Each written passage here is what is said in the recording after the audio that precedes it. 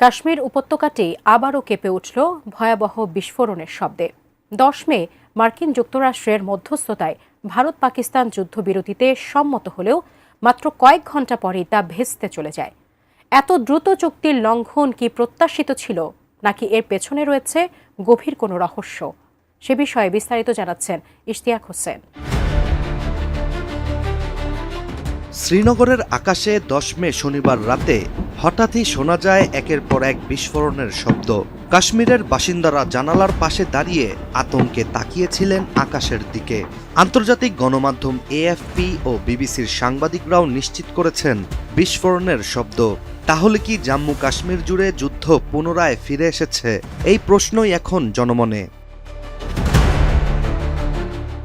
এদিকে অবাক করার বিষয়টি হচ্ছে, বিস্ফোরণের এই ঘটনা ঘটেছে মাত্র কয়েক ঘন্টা আগে ঘোষিত যুদ্ধবিরতির পরপরই। যুক্তরাষ্ট্রের প্রেসিডেন্ট ডোনাল্ড ট্রাম্প নিজেই সামাজিক যোগাযোগ মাধ্যমে ভারত পাকিস্তান যুদ্ধবিরতির ঘোষণা দিয়েছিলেন। ট্রাম্প আরও জানিয়েছিলেন, টানা 48 ঘন্টা আলোচনার পর দুই দেশের প্রধানমন্ত্রী নরেন্দ্র মোদি ও শাহবাজ শরীফ এই চুক্তিতে পৌঁছেছিলেন, কারণ যুদ্ধ থামানো সবার স্বার্থেই জরুরি। অ্যান্টিব্যাকটেরিয়াল অ্যাডিটিভ যুক্ত সেরা ওয়াটার ট্যাঙ্ক বিশুদ্ধ পানিতে ব্যাকটেরিয়া জন্মাতে দেয় না। ভারত পাকিস্তানের মধ্যে চলমান এই উত্তেজনার পর যুদ্ধবিরতির এই খবর ছড়িয়ে পড়তেই বিশ্বজুড়ে এক প্রকার শান্তির ছায়া পড়েছিল। কিন্তু শান্তির সেই প্রতিশ্রুতি যেন খুব তাড়াতাড়ি ছিন্নভিন্ন হয়ে গেল। বিবিসির একটি প্রতিবেদনে ভারতের পররাষ্ট্র সচিব বিক্রম মিশ্রি জানান, সন্ধ্যার পর থেকেই পাকিস্তান একাধিক জায়গায় যুদ্ধবিরতি লঙ্ঘন করেছে। তার ভাষায়, যে বোঝাপড়ায় দুই দেশ পৌঁছেছিল তা বারবার ভাঙা হচ্ছে এবং ভারতের সেনারা উপযুক্ত জবাবও দিচ্ছে। অন্যদিকে পাকিস্তানের দাবি, এবারও ভারতই আগুন জ্বালিয়েছে আর তারা দায়িত্বের সাথে তা সামলাচ্ছে। মূলত 7 মে ভারত নিয়ন্ত্রিত কাশ্মীরের পেহেলগামে একটি সন্ত্রাসী হামলায় 26 জন পর্যটক নিহত হন। ভারতের দাবি, ওই হামলায় পাকিস্তানের মদদ ছিল, কিন্তু পাকিস্তান তা বরাবরই অস্বীকার করেছে।